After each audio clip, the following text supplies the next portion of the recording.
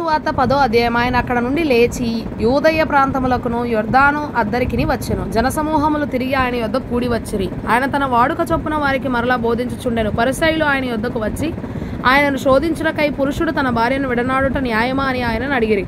అందుకు ఆయన, మోషే మీకేమీ ఆజ్ఞాపించనని వారిని అడిగాను. వారు పరిత్యాగ పత్రిక రాయించి ఆమెను విడనాడవలనని మోషే సెలవిచ్చనని చెప్పగా, యేసు మీ హృదయ కాఠిన్యమును బట్టి అతడి ఈ ఆజ్ఞను మీకు రాసి ఇచ్చెను గాని, సృష్టి ఆది నుండి దేవుడు వారిని పురుషునిగాను స్త్రీనిగాను కలుగజేసెను. ఈ హేతువు చేత పురుషుడు తన తల్లిదండ్రులను విడిచిపెట్టి తన భార్యను హత్తుకొనును. వారిద్దరూ ఏక శరీరమై ఉందురు గనుక వారిక ఇద్దరుగా నుండక ఏక శరీరముగా నుందురు. కాబట్టి దేవుడు జతపరిచిన వారిని మనుషుడు వేరుపరచకూడదని వారితో చెప్పెను. ఇంటికి వచ్చి శిష్యులు ఈ సంగతిని గూర్చి ఆయనను మరలా అడిగిరి. అందుకైన తన భార్యను విడనాడి మరి ఒకతను పెళ్లి చేసుకున్నవాడు తాను విడనాడిన ఆమె విషయమై వ్యభిచరించువాడగును. మరియు స్త్రీ తన పురుషుని విడనాడి మరి ఒకని పెళ్లి చేసుకున్న ఎడల ఆమె వ్యభిచరించునదగునని వారితో చెప్పెను.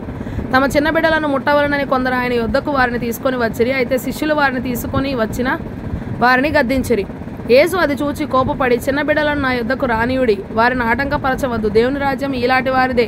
చిన్న బిడ్డ వలె దేవుని రాజ్యం అంగీకరింపని వాడు అందులో ఎంతమాత్రం ప్రవేశింపడని మీతో నిశ్చయముగా చెప్పుచున్నానని చెప్పి ఆ బిడ్డలను ఎత్తి కౌగిలించుకొని వారి మీద చేతులుంచి ఆశీర్వదించెను. ఆయన బయలుదేరి మార్గమున పోచుండగా ఒకడు పరిగెత్తుకొని వచ్చి ఆయన ఎదుట మోకాళ్ళుని, సద్బోధకుడా, నిత్య జీవమునకు వారసుడనగుటకు నేనేమి చేయుదునని ఆయనను అడిగెను. యేసు, నన్ను సత్పురుషుడని ఎలా చెప్పుచున్నావు? దేవుడు ఒక్కడే గాని మరి ఎవడునూ సత్పురుషుడు కాడు. నరహత్య చేయవద్దు, వ్యభిచరింపవద్దు, దొంగిలవద్దు, అబద్ధ సాక్ష్యము పలుకవద్దు, మోసపుచ్చవద్దు, నీ తల్లిదండ్రులను సన్మానింపుము అను ఆజ్ఞలు నీకు తెలియను కదా అని అతనితో చెప్పాను. అందుకు అతడు, బోధకుడా, బాల్యము నుండి ఇవన్నీ అనుసరించుచునే ఉంటినని చెప్పాను. యేసు అతని చూచి అతని ప్రేమించి, నీకు ఒకటి కొదువుగానున్నది, నీవు వెళ్ళి నీకు కలిగినవన్నీ అమ్మి బీదలకిమ్ము, పరలోకమందు నీకు ధనము కలుగును, నీవు వచ్చి నన్ను వెంబడించుమని చెప్పాను. అతడు మిగిలిన ఆస్తి గలవాడు గనుక ఆ మాటకు ముఖము చిన్నబుచ్చుకొని దుఃఖపడుచు వెళ్ళిపోయాను.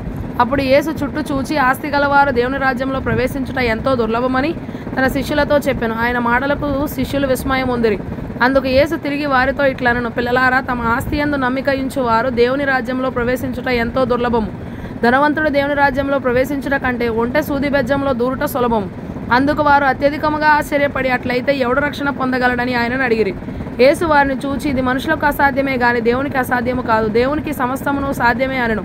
పేతురు, ఇదిగో మేము సమస్తమును విడిచిపెట్టి నిన్ను వెంబడించితిమని ఆయనతో చెప్పసాగాను. అందుకు యేసు ఇట్లనెను, నా నిమిత్తమును, సువార్త నిమిత్తమును, ఇంటినైనను, అన్నదమ్ములనైనను, అక్క చెల్లెండ్రనైనను, తల్లిదండ్రులనైనను, పిల్లలనైనను, భూములనైనను విడిచిన వాడు ఇప్పుడు యెహమందు హింసలతో పాటు నూరంతలుగా ఇండ్లను, అన్నదమ్ములను, అక్క చెల్లెండ్రను, తల్లులను, పిల్లలను, భూములను రాబోవు లోకమందు నిత్య జీవమును పొందునని మీతో నిశ్చయముగా చెప్పుచున్నాను.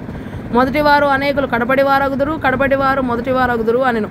వారు ప్రయాణమై యెరూషలేమునకు వెళ్ళుచుండిరి. యేసు వారికి ముందు నడుచుచుండగా వారు విస్మయం పొందిరి, వెంబడించువారు భయపడిరి. అప్పుడు ఆయన మరలా 12 శిష్యులను పిలుచుకొని తనకు సంభవింపబోవు వాటిని వారికి తెలియజెప్పన ఆరంభించి, ఇదిగో మనము యెరూషలేమునకు వెళ్ళుచున్నాము, మనుష్య కుమారుడు ప్రధాన యాజకులకును శాస్త్రులకును అప్పగింపబడను.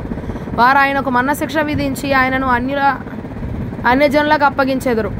వారు ఆయనను అపహసించి ఆయన మీద ఉమ్మివేసి కొరడాలతో ఆయనను కొట్టి చంపెదరు. 3 దినములైన తరువాత ఆయన తిరిగి లేచునని చెప్పెను. జెబెదయి కుమారులైన యాకోబును, యోహానును ఆయన యొద్దకు వచ్చి, బోధకుడా, మేము అడుగునదెల్లా నీవు మాకు చేయగోరుచున్నామని చెప్పగా ఆయన, నేను మీకేమి చేయగోరుచున్నారని వారిని అడిగెను. వారు, నీ మహిమయందు నీ కుడివైపున ఒకడును నీ ఎడమవైపున ఒకడును కూర్చుండునట్లు మాకు దయచేయమని చెప్పిరి. యేసు, మీరేమి అడుగుచున్నారో మీకు తెలియదు. నేను త్రాగుచున్న గిన్నెలోనిది త్రాగుట అయినను, నేను పొందుచున్న బాప్తిస్మం పొందుట అయినను మీ చేత అగునా అని వారిని అడగగా వారు, మా చేత అగునన్రి. అప్పుడు యేసు, నేను త్రాగుచున్న గిన్నెలోనిది మీరు త్రాగెదరు, నేను పొందుచున్న బాప్తిస్మము మీరు పొందెదరు గాని నా కుడివైపునను ఎడమవైపునను కూర్చుండనిచ్చుట నా వశములో లేదు. అది ఎవరికి సిద్ధపరచబడనో వారికే దొరుకునని వారితో చెప్పెను. తక్కిన 10 మంది శిష్యులు ఆ మాట విని యాకోబు, యోహానుల మీద కోపపడసాగిరి. యేసు వారిని తన యొద్దకు పిలిచి వారితో ఇట్లనెను, అన్యజనులలో అధికారులని ఎంచబడిన వారు వారి మీద ప్రభుత్వము చేయుదురు, వారిలో గొప్పవారు వారి మీద అధికారము చేయుదురని మీకు తెలియను. మీలో అలాగుండకూడదు.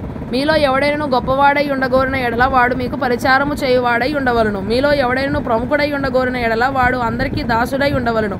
మనుష్య కుమారుడు పరిచారము చేయించుకొనుటకు రాలేదు గాని పరిచారము చేయుటకును అనేకులకు ప్రతిగా విమోచన క్రయధనముగా తన ప్రాణము ఇచ్చుటకును వచ్చెనెను. వారు ఎరికో పట్టణమునకు వచ్చిరి. ఆయన తన శిష్యులతోనూ బహు జనసమూహముతోనూ ఎరికో నుండి బయలుదేరి వచ్చుచుండగా తీమై కుమారుడగు బర్తిమయి అను గ్రుడ్డి భిక్షకుడు త్రోవ ప్రక్కను కూర్చుండెను. ఈయన నజరేయుడైన యేసు అని వాడు విని, దావీదు కుమారుడా యేసు, నన్ను కరుణింపుమని కేకలు వేయ మొదలుపెట్టెను. ఓరకుండుమని అనేకులు వారిని గద్దించిరి గాని వాడు, దావీదు కుమారుడా నన్ను కరుణింపుమని మరి ఎక్కువగా కేకలు వేసెను. అప్పుడు యేసు నిలిచి వారిని పిలువుడని చెప్పగా వారు ఆ గ్రుడ్డి వారిని పిలిచి, ధైర్యము తెచ్చుకొనుము, ఆయన నిన్ను పిలుచుచున్నాడు, లెమ్మని వానితో చెప్పిరి. అంతటా వాడు బట్టను పారవేసి దిగ్గున లేచి యేసు నొద్దకు వచ్చెను. యేసు, నేను నీకేమి చేయగోరుచున్నావని వారిని అడగగా, ఆ గ్రుడ్డివాడు, బోధకుడా, నాకు దృష్టి కలుగజేయమని ఆయనతో అనెను. అందుకు యేసు, నీవు వెళ్ళుము, నీ విశ్వాసం నిన్ను స్వస్థపరచెనని చెప్పెను.